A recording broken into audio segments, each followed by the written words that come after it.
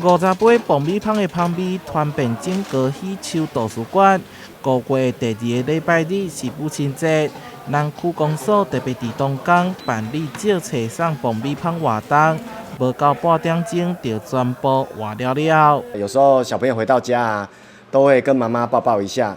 那所以我们就想说，既然有妈妈抱抱的活动，那我们就可以结合一个爆米花的活动，那让小朋友来这边借书，那顺便可以吃一个爆米花这样子，那小朋友开心，那妈妈也开心。公所表示，图书馆的读者当中，相当大的比例是亲子。